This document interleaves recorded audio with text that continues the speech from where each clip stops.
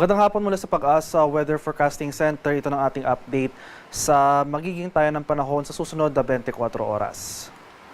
Sa kasalukuyan, may binabantayan tayong low pressure area na nasa labas pa ng ating Philippine Area of Responsibility.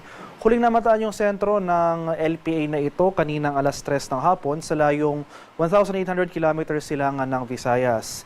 Maliit yung chance na nasabing low pressure area na maging bagyo within the next 24 hours. So yung magiging scenario po natin sa LPA na ito, magiging generally westward yung paggalaw nito sa susunod na 24 oras bago ito lumiko pahilaga or northward. So mananatiling malayo itong LPA sa ating bansa at wala itong magiging epekto sa ating panahon sa mga susunod na araw. Gayunpaman, patuloy ang pag-iral ng ating southwest monsoon o yung hanging habagat at makikita natin dito sa ating latest satellite images itong mga kaulapan sa kanurang bahagi ng ating bansa. Ito yung tinatawag nating mga nimbostratus clouds na commonly associated sa isang epekto or sa epekto ng ating habagat. Sa kasalukuyan, patuloy ang pag-iral ng habagat dito sa malaking bahagi ng Luzon at Visayas. And ngayong hapon pa lang, nakakaranas na tayo ng mga pag-ulan dito sa kanurang bahagi ng Central and Southern Luzon. So for the rest of the country, especially dito sa Mindanao, at itong Central and Eastern portions ng Luzon at Visayas, ay mababawasan na yung mga pag-ulan na ating mararanasan, generally improving weather conditions as compared sa mga nakaraang araw. At ito yun ang ating magiging lagay ng panahon bukas dito sa Luzon. So for Metro Manila at malaking bahagi ng Luzon, mapapansin po natin, mababawasan na yung mga pag-ulan dito sa eastern sections ng Luzon. Pero magpapatuloy pa rin yung mataas na tsansa ng mga kaulapan at mga kalat-kalat na thunderstorms na dala ng habagat dito sa kanurang bahagi ng Luzon area. So dito sa bahagi ng Ilocos Region, Cordillera, malaking bahagi ng Central Luzon, including Metro Manila, most of Calabarzon, as well as most of Mimaropa. Saan pa rin po natin yung mga pag-ulan. Possibly yung mga kaulapan magtagal ng buong araw pero in terms of intensity hindi na ganun kalakas as compared sa mga pag-ulan na ating naranasan for the past few days.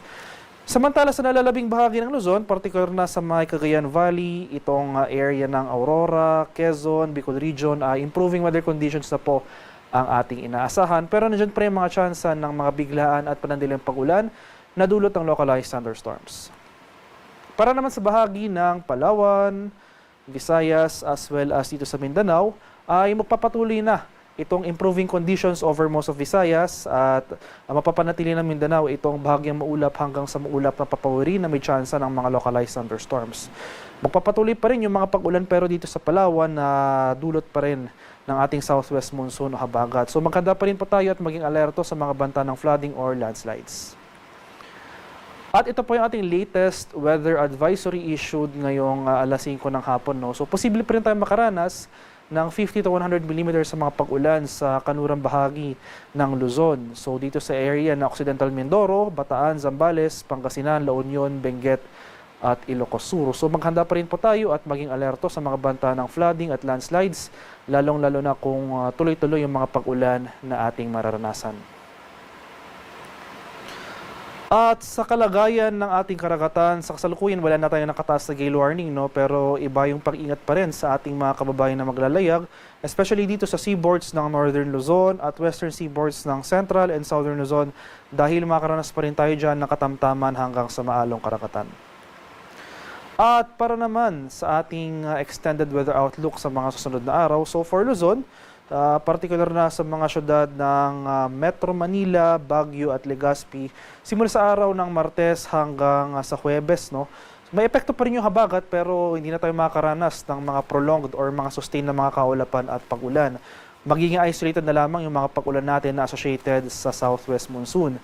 So from Tuesday to Thursday, asahan na po natin yung generally fair weather over these areas with chances of isolated rain showers or localized thunderstorms. Magpapatuloy yung fair weather sa malaking bahagi ng Visayas, bahagyang maulap hanggang sa maulap na papawirin. Pero magdala pa rin tayo ng payong at nandyan pa rin yung mga tsansa ng mga usual afternoon to evening na mga rain showers or thunderstorms. Ganoon rin ang panahon na ating inaasahan sa Mindanao from Tuesday to Thursday.